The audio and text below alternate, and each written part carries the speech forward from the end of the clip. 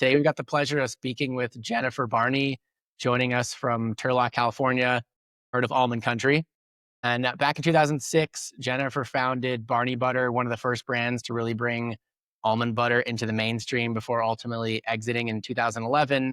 And these days, Jennifer's a consultant and advisor to some of the most exciting brands in the CPG space, including Hero Bread and Haus, just to name a few. Also an entrepreneur in residence at General Mills Venture Studio. Yeah, director at Positively Good Snacks, which seems like a really cool organization, which I would encourage you to check out. Also a member of the Angel Group, which is a CPG investor group, which is where Jennifer and I met. And she's also got a really awesome Substack called The Business of Food that I'd really highly recommend you check out, which is where a lot of my kind of questions came out of. Jennifer, the first question I had, just you live in California Central Valley, which is like really in the heart of farm country. And a question that came to mind for me was, what might current and aspiring food and beverage entrepreneurs that grew up in more like urban or suburban environments who are probably more detached from where their inputs ultimately originate from, like what might they be missing? And how could they maybe be spending more time closer to the source, potentially help them be better entrepreneurs in this space? Well, first of all, thank you, Adam, for having me. It's really a pleasure. And that's such a great question because, I was one of those people. I grew up in the Bay Area. I didn't know really where my food came from exactly. I didn't really understand the impact that California had on like the whole world, but particularly our nation and the foods that we eat. So I became aware of like kind of the source of our food when I entered this industry, which happened quite by accident. I was making almond butter at home just for my family and my kids, and that was the background. I had no aspirations of, building a business or having a big exit because 20 years ago that really wasn't a thing. So it's a completely different environment today. It's really hip and cool to have a food brand. But yeah, to your question, there are opportunities to source, direct, and it's very much a people kind of network and business. So if you have a product that, you're using raw ingredients that are, derived from, California, and you're, interested in trying to get, access to a farmer processor, whether that be dairy, whether that be, tree nuts. There's a lot of row crops here, but there's even shelf stable products that, are derived from either IQF or shelf stable, powders that are derived from local crops. And, just follow the stream of like, where is the transparency that everybody, is aspiring to. If you just kind of linearly follow that, you can end up with like, where is the source? I think a lot of startups obviously have limited ability to buy in bulk and volume. But I'll tell you that a lot of farmer processors are very, very open to like allowing you to buy in small quantities. So I remember when I was first starting out, I mean, obviously I was, local here to my source, so I could physically like drive over there, but I would drop the kids off at school and then I'd drive the Suburban over to pick up at the weigh, like you'd have to like weigh in, like all the semi trucks, you'd have to weigh in at the almond processor. And then you would go and I just have them load the pallet in the back of the car. I'd take the seat out and load the pallet in the back of the car, and then I'd weigh out and drive out. And it seems a little bit crazy. It is unconventional, but it is possible. And there's a couple benefits to doing that. It's not always just about price and like, transparency and everything, but you develop a relationship with these people and you get a really good education about, the particular specification of what you're buying, because everything has like real complex, like varietals. And same with like anything, even in dairy, the dairy components, it's not just what comes out of the cow. It can be, and if that's your thing, that's really cool too, because then you can learn about the seasonality and like, higher fat during the summer months and lower fat in other months. But there's just a lot of advantages to not only being able to message that way to your consumer, but also being able to have more of, I guess, a relationship for both like raw material security, but also just understanding the quality and the differentiation of the inputs of your products. Yeah, that makes a lot of sense. I never really thought about potentially like, especially the early stage entrepreneurs when they're just starting out, if they actually will spend the time to go directly to the source, actually the farmer, they can probably get smaller quantities and, more competitive pricing that can work in some of those earlier stages, especially. Yeah, exactly. It's great. Well, yeah. So like shifting gears a little bit, it feels like almost like every week I see experienced like CPG operators, sharing a similar message where kind of preaching focus on velocity versus, getting as many distribution points as fast as possible, which I've seen you write about in your Substack as well. So I'm kind of curious, for the up and coming, and or first time CPG operator, can you just help them kind of understand why they should focus on velocity versus expanding distribution points as fast as possible? Yeah. I think it's a concept that people understand in stages. So I think the initial understanding is kind of like intuitive, like, oh yeah, like it makes sense. I need to make sure that consumers really like it beyond just my circle of friends. So then that's the first level of understanding that, oh yeah, of course, like in order for it to move off the shelf, if a consumer buys it, if they don't like it, they're not going to come back and buy it again. So that's like kind of, I would say, like the baseline, like first step of understanding that brands have. But the next level of understanding comes with how much cash do you have to actually now take that next step to go to a larger set of retailers, right? To, expand beyond, your backyard. And it's not just the upfront cash of I can make it and then I can sell it. It's the cash conversion cycle of when you're going to get paid back.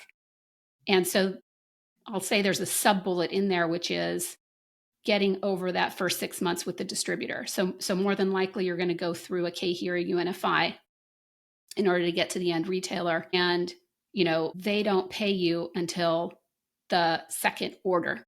And so oftentimes it's not just 60 days or 90 days. It can be months, many months before you see that first check. And then in addition to that, you have gone in, it depends on the program that you choose to go in under, but there can be instances where you are substantially promoting in order to get the retailers to pick it up. And so therefore there are a lot of deductions off of your invoice. And so then what you get back might be zero. So there's just a real practical understanding of, do I have the cash to continue to supply my existing customers while I expand and don't get paid for a very long time? So I Yeah, would that say makes that's like sense. the second level of understanding. But I would say that, that can be modeled. And a lot of times brands do a superficial level of modeling that.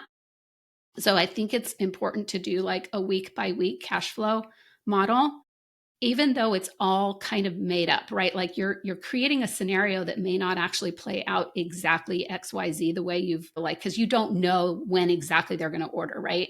They say they've taken you in and then you're sitting around waiting for the PO. But the point of the exercise is to say, once these POs start to get filled and you ship, right?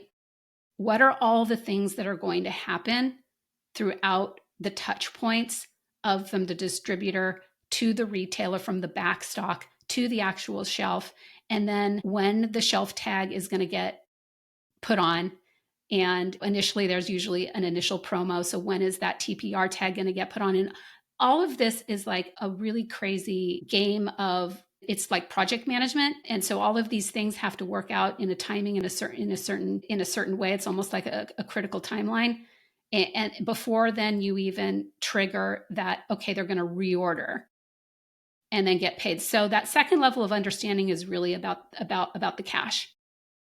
But then the third thing that people sometimes need to come to understand, that I wish they'd know ahead of time, is just because your product tastes amazing, just because it completely is in a white space, just because you've done an excellent job of choosing a category that's ripe for disruption and your packaging is like plus, all of these things, right? The moving off the shelf is still totally about tactics and execution. So everything I said earlier about, okay, you've done the math to know like I need however much in dollars so that I can get through this period of growth. Okay, you're still making the assumption that all of the things are going to happen in terms of You're going to get placement on the shelf where they said you would. The TPR is going to get on the way that you planned it to be. Your merchandising teams are actually going to go out the week that they said they were going to go out. And all of these things are not automatic. Just because people say that they're going to do it and they should, and I'm not saying there's bad people out there, and I'm not saying this is a crappy industry to be in. What I am saying is it takes a huge amount of resources to ensure the execution. And until the execution is perfect and you've really greased those wheels and dialed that in, your expansion plan may not, like one thing goes wrong and then it all kind of falls apart. And then your whole plan of growth falls apart. So where I want people to learn is incrementally starting with making sure your velocities are there, because once you add extra layers of complexity, those executional priorities, you have to know how to handle them and you have to have the experience of having done it and managed through it before you move on to like the next geography and the next region and the next retailer.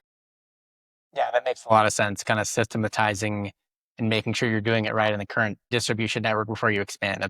That makes total sense. In terms of those tactics, you kind of touched on a little bit. I think merchandising and demos and how those really help drive velocity. Does most retailers make it pretty easy to secure that demo time as it helps move inventory off their shelves, or does it sometimes take a fair amount of convincing and negotiating? And if so, for those ones where it's a bit more of a battle, what's the best way to get them on board to offer as much demo time as a brand can afford, at least? Yeah, that's a great question. And you're going to hate the answer because the answer is it depends. So let me just kind of paint a picture. If you start out with some independent retailers that right? So they're in your hometown and you visit them regularly and the buyers, you have a relationship, you're much more likely to be able to get in and do demos. Now, once you start that way, what's great is you learn like what works how to do a good demo. And I strongly encourage people to do their own demos, at least at first, right? Before you then contract out to hire a demo team. So that's the first thing. The second thing I'll say is it gets harder, with the larger retailers. So it's usually part of your promotional program and you have to plan it well in advance to do a demo with like a Sprouts or whatever. But they're highly effective. You want to instill confidence with your buyer that you're going to pull it off, because a lot goes into a demo that, again, goes back to earlier talking about like growing your retail footprint. You have to make sure you have product on hand. And that's not easy when it's going through KeHE. So all of that pre-planning, it's really reliant on your relationship with your buyer or your broker's relationship with your buyer to make sure that everybody is on board with your plan and everybody is going to order ahead the proper amount of inventory and that the demo is actually going to take place. And once you instill that confidence, then it makes it so much easier for the second time around. So I would say the first time around of doing demos in a national retailer is always the hardest, but it's usually in conjunction with your entire promo plan for the whole year. You don't just like wake up one day and say, you know what, I think I'm going to do some demos and just like fire off like a random email to your buyer and be like, hey, when can I come in for some demo? It's not like that, right? We need to really be thoughtful about managing our retailer relationships so that you are low maintenance and you're effective. And so obviously then it goes back to like, if you're doing well as a brand, then they're going to want to see more of you. They're going to want you to invest, and demos is really an investment. Yeah. I'm building on that related to, demos and more like, I guess, like the merchandising side for in terms of end caps and other off-shelf display opportunities. How would you recommend brands approach retailers to give them the best chance at securing this kind of really valuable space like this? Well, the friction is usually always cost. It's very expensive. You have to buy the space. So the friction isn't necessarily like, Can you afford gee, it? Is the main question. I'm competing with somebody else for it. It's more like, if you have the dough to do an end cap, by all means, you should do it, because a secondary placement is very effective. Yeah. So, it just goes back to being well-funded. Yeah. But you don't always have to have like, I don't know, we could talk about funding and all of that later. There are ways to grow a business without having to raise a bunch of cash. Mhm.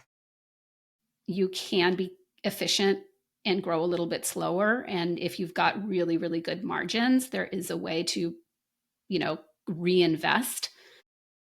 But it's super hard to do. And you have to be so laser focused and so disciplined. Yeah. On that front, actually, all the things that you're saying, it's clearly takes a lot to just generate sustained success at retail, which I imagine, you can correct me if I'm wrong, is probably part of the reason why it seems like the food service channel is becoming a big focus for brands right now. And maybe that's just what I'm seeing, but it seems like that is. And I imagine it's partly because there's not having to secure the demo. It's not having to secure that, the expensive display space and what that's. I'm curious, like from your point of view, what are the pros and cons of the food service channel?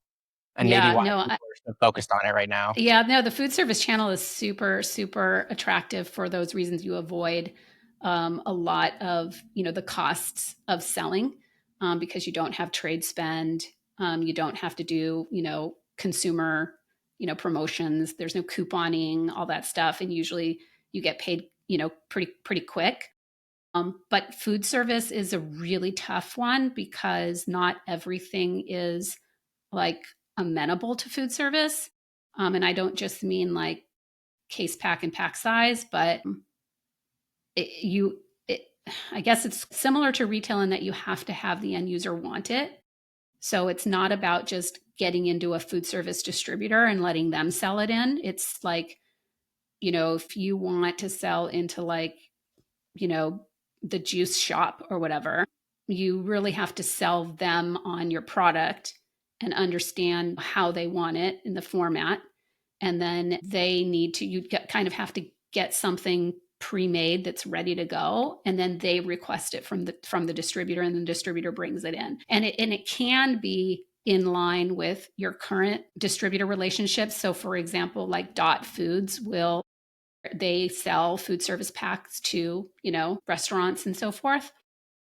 And they can source from KeHE. So you can just add a SKU to KeHE and then it can go through Dot and you can get started that way. So it's not like a completely different, doesn't have to be like a completely different thing. You can also, obviously people like it because you can go direct, and there are specific food service, like everybody wants to get in like the food kitchen at Google, specific food service distributors that are just for, Silicon Valley, but it's obviously super, super competitive. So I don't know.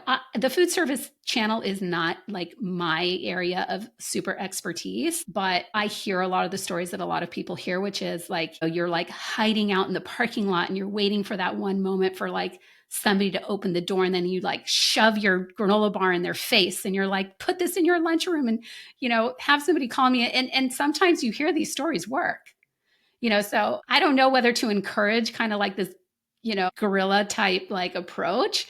But certainly, yes, I think that the reason why brands feel like food service is the way to go is because of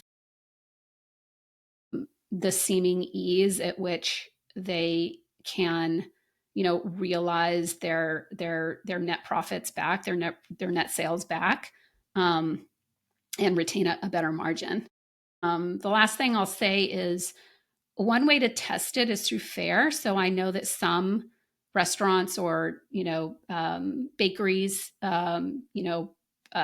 cafes will source from FAIR buckets of things, or large volume kind of boxes of loose food service boxes of things, and that's I think a fairly easy way to test if there's demand for your product in food service.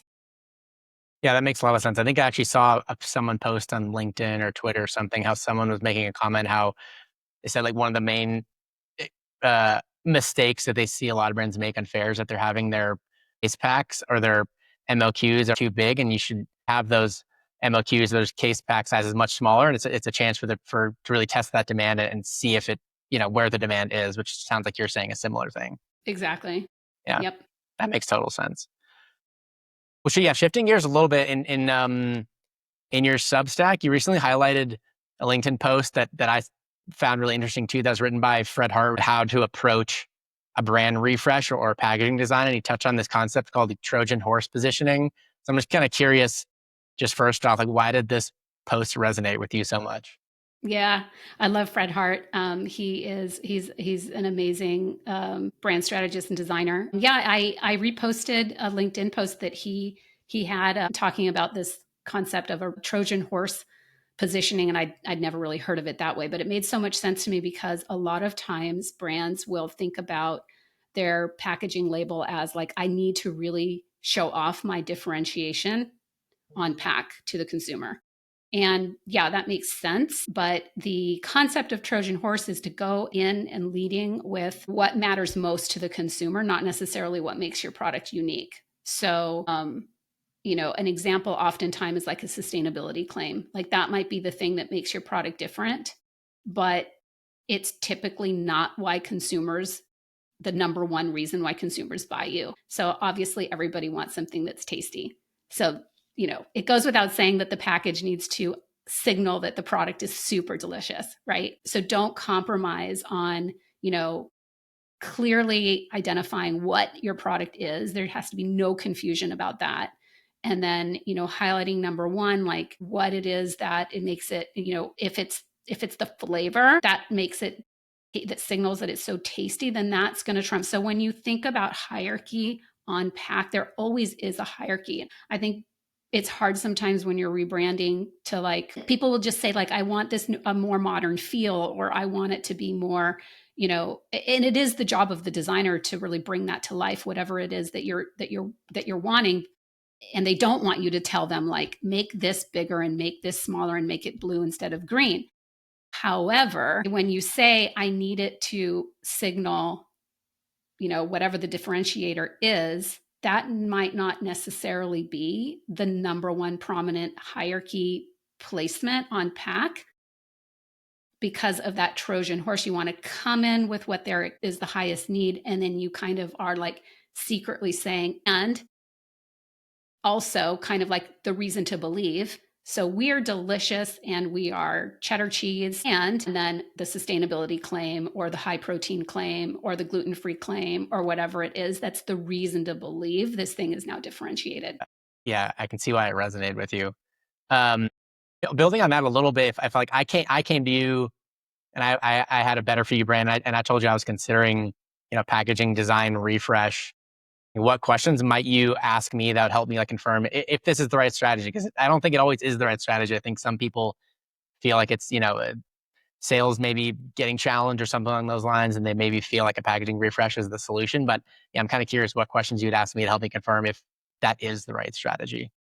Yeah, that's such a great. So you're actually touching on something I think is really important. And that is that as a consultant and advisor to brands, one of the things that I think is a really important for me to do is to help brands create really good creative briefs for their service providers. And this is not an easy thing. A lot of brands don't do it because they think like, I know how to talk to my person. Like I know what I need, but it's so much more effective and it can be a lot less expensive when you come to a design team or somebody like yourself that's taking an existing set of assets and having to just like implement a certain change. It's so much more effective when you're given a very clear mandate of what it is that the packaging is not doing and what is it that you want it to be doing. And so you don't have to be, in fact, it's better if you're not a designer yourself, unless you're going to do it yourself. But because that sometimes muddies the waters a little bit, it's better to like just express what it is that you're trying to accomplish. So I always ask the question, what is it not doing for you? What do you want it to do? Yeah. And it could be, we have learned that our consumer target, we thought it was this certain kind of psychographic or demographic. And then what we've learned over time by analyzing our meta audience or just literally standing in the store and just like spying on people that are buying my product off the shelf, like we've learned it's actually this other audience. And so we feel like we're not connecting with our audience. We want to better connect to this type of person. It can just be that. How do you gonna balance the need for, a fresh look, which is obviously one of the reasons why I assume brands are approaching like a packaging refresh, with also the importance of like keeping the familiar and like legacy brand elements for existing customers that really resonates with those existing customers and what they know and love to a certain extent. Yeah. Okay, so I'm going to say something a little unconventional. So I think that a lot of times emerging brands, startups and emerging brands, they they they overestimate what their customers recall about their brand. They overestimate unaided awareness. So that is good news. If you come to accept that, that is very freeing, because then it allows for you don't have to hang on too closely to some of those design elements, right? The more mature you are as a brand. So when I was working in my big CPG job and I was running innovation for a big frozen food company, we were going through a brand refresh. Okay. And this is a company that was over 50 years old already. And the amount of time and the amount of trepidation over where the shadow was going to cast on the teeny tiniest little corner of the logo that had like a little like, it was like the shape of like a window. Okay. I mean, we were definitely afraid to do anything. And when I say we, I mean the brand team. I wasn't on the team, but definitely afraid to do anything because, oh my God, good Lord, should someone not recognize that it's the brand, right? So unless you're like a super legacy brand and you have a lot that you have to preserve, I think that, again, just going back to what is working or not working. I mean, if it's just a matter of like, you don't like it, or it doesn't pop, it's not resonating with my consumer, all those sorts of things, I feel much more bullish about it's okay to change, because more than likely your consumer is not gonna even like notice. I don't mean that in a bad way. I mean like they're not gonna suddenly not find you. When you think about some of the most cited or like, game changing packaging refreshes, and talking about, the ones that came to mind, like, RX Bar, Celsius, Oatly, compared to maybe the ones that fell flat. I'm curious why you might think that some work and some didn't. If, you correct me if I'm wrong, but it feels like all three of those, they made a pretty significant change. And that's what maybe was the big impact. But I'm curious what your Okay, thoughts. well, Adam, you're giving me way too much credit that I can analyze those three brand refreshes and tell you why they worked. Like, I don't know. I mean, I think, here's what I'll say. I think possibly, I mean, we don't have these up to show a side by side before and after, but I'm going to take a stab that I think that possibly it's about taking things away. So sometimes when you are more reductive, you are better, and it allows for more space for the things that are important. So remember, I talked about the hierarchy of communication. Sometimes people have like 6, 7, 8, 10, 12 things that they want to say on the front of the pack, and it ends up getting lost, like nothing is being said well. So when you just reduce to, I mean, our X bar, everybody says like, they were the first ones that did like the ingredient list on the front of the pack, and that was their big like thing that we all can all point to as really revolutionary, that many people have emulated. I don't know what it was before, but I'm going to guess that maybe they were saying other things too, and they just said, you know what, this is all we're about. So it's the logo, and it's the 3 or 4 or 5 ingredients, and that's it. Other than that, it's the net weight, because you have to have it for FDA. Yeah, that's actually funny you said that, because my next question was going to be related to like putting ingredients on the front. I don't know if you've seen some of the Terrible news idea. coming out about the FDA saying they were seriously considering like Terrible requiring these idea. nutritional panels on the front. Like, okay, I was going to ask, what do you think about this? You're not on board with it. Not a fan. You know what? It's because here's the thing. I'm not a fan because I'm not a fan of putting more regulation on small business. We are already regulated to the hilt. Okay. And so now you're going to require us to not only have a full nutritional ingredient panel on the back, but you're going to require us to have a regulated, and it's going to be ugly. And is this going to make people eat better? Like, if somebody wants a treat, like they want a donut or they want an Oreo cookie or they want a super delicious, cookie or whatever, putting that it's got X amount of sugar or fat or whatever on the front, I don't think that anybody's walking around thinking that an Oreo cookie is really healthy. So putting that on the front, because that's the rationale, right? The FDA's rationale is that we have an obesity problem in the United States because consumers do not know. They're not aware. They think that the FDA feels like if they made a more simplified and more visible nutritional on the front of packaging, that all of a sudden America is going to be like, oh my God, I had no idea. I'm not gonna buy that, right? And I don't think that that's the case.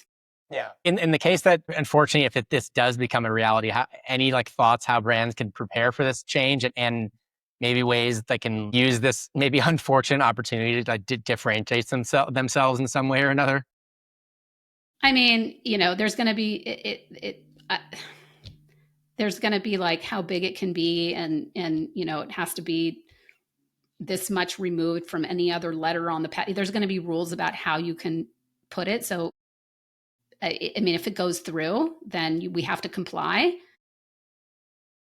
And yeah, certainly, when life gives you lemons, make lemonade. So, I mean, like if you are a better for you, brand, then, it may be helpful that, your stats are really good. But in general, I just think that it's pretty clear in today's market, the grocery industry, the food industry, it's pretty clear what foods are like junk food and what foods are better for you, healthy, conscious, minded foods.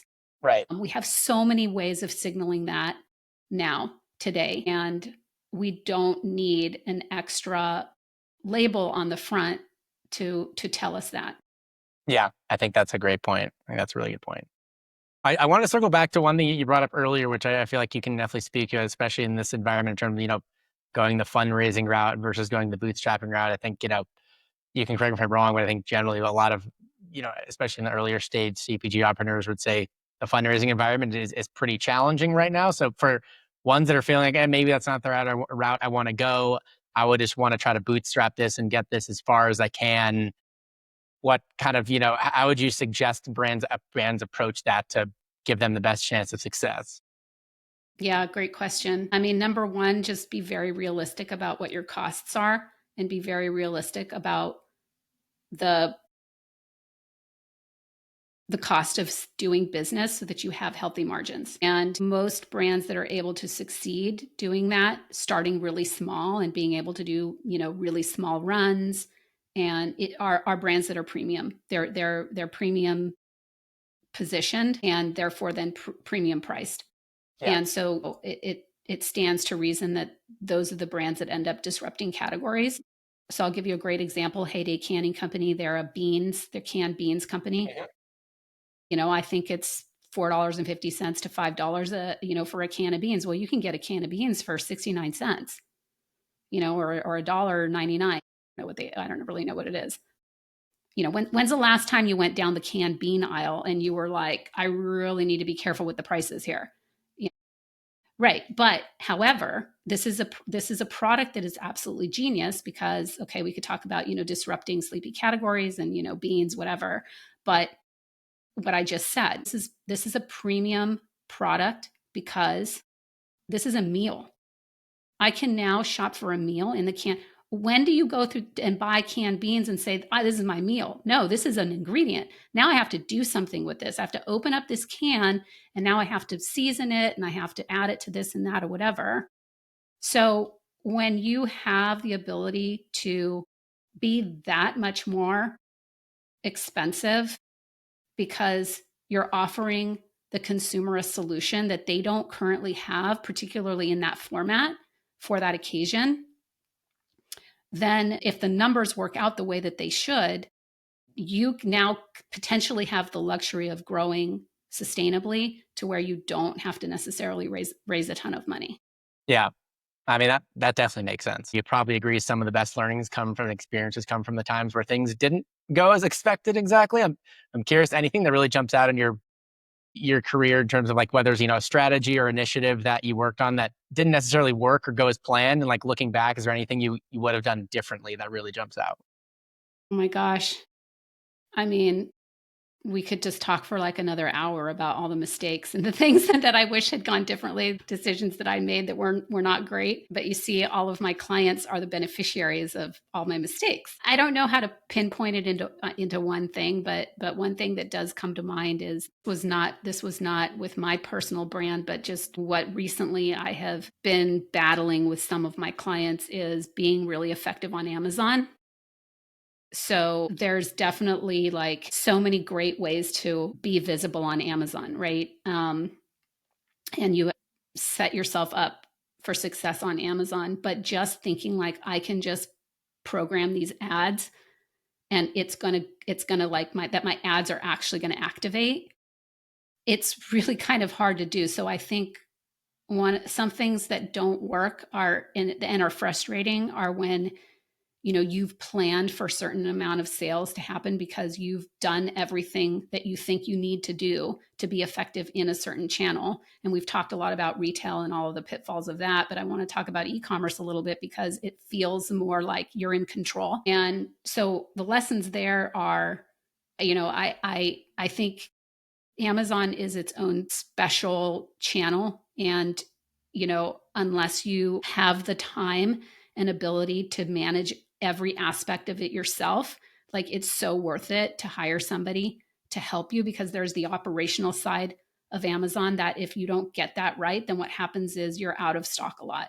And then all of the ads and everything, and I'm just talking about this now, Adam, because like I've been going through it with some brands is, things that don't work, like the best laid plans, but they don't work because you suddenly are deactivated or flagged for this or that, or, the heavy ad spending that you think is going to be effective, it isn't effective. And it's very frustrating. So kind of peeling back the onion and fixing everything, it really starts with, adhering to those strict inventory performance metrics, the requirements that they have, and just being like, having somebody on top of it. I'm talking about on a daily basis. Yeah. You're not the first person to tell me that Amazon is its own beast for sure. Any like trends that you saw, you remember now coming across that you wish you would have jumped on?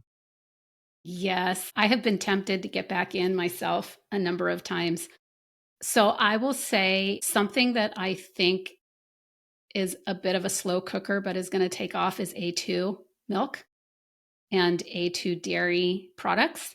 So I had this idea well before I don't know that very many people knew what A2 milk was. So for those that don't know, A2 is a type of beta casein protein in milk. So you have casein and you have whey. Those are the two types of protein in milk. And a lot of people think like, oh, I'm just lactose intolerant, so I have to go plant-based. And a lot of times really what it is they're A2, A1 intolerant. So there's two kinds of casein proteins. One is A1 and one is A2. And I'm probably saying casein wrong. It's probably casein or something. I don't really know how to pronounce it. But anyway, being from California, being in dairy, and my husband is a CFO of an agricultural operation. They have dairy farms, and a lot of the herds now are A2, but it's just now becoming like an ingredient that is available. So Alex ice cream, for example, they're an A2 ice cream. So it's really about digestibility of the dairy. And Laurel's coffee, which is an amazing ready to drink latte. And the reason why I know this and how I learned about A2 is because my daughter, when she was at Cal Poly, she's already like an adult, she suddenly developed a food allergy and we couldn't figure out what it was. And I was like, this is strange because none of us in our family have food allergies. So we went and got her tested and they said she was, allergic to dairy. And I kind of scratched my head and said, well, that is so strange because you've not been allergic to dairy this whole time. Why, as a 19 or 20-year-old, are you allergic to dairy? So I dug into it a little bit more. And that's how I learned that actually she was allergic to A1 casein. And so she's able to have A2 type of dairy. So that is something I think is on the horizon if people don't know about. Pretty much lactose-free milk has taken share of dairy milk. And we've seen that growth in fluid dairy. With fluid dairy, there is an actual branded A2 milk that has kind of surged and resurged a little bit in terms of California or the US. It's a New Zealand company. But I think, where there's a lot of growth in dairy are in the value added products such as cottage cheese, ice cream, and yogurt. And so when we start to see this differentiation in the type of dairy, I think that is an exciting, I guess, trend that, I was passionate about and I probably missed because I didn't jump in, but I am like 100% behind these brands that are doing it. I think it's super brave and I think it's bold. And I do think that there's going to be its own segment, just like lactose free is a segment. Maybe it's not too late. Well, yeah, anyway, Jennifer, this has been great. I really appreciate the time. I think this was really valuable. Can you maybe just remind everyone where they can find your Substack and anywhere else where it makes sense to follow along with you? Yeah, the business of food. It's on Substack. I publish newsletters and it's all about tips and insights for not just CPG founders, but also ag producers, because I am very close to agriculture here in the Central Valley of California. Awesome. Well, Jennifer, appreciate the time and this has been awesome. And yeah, hope you have a good rest of your day. Thanks, Adam. All righty.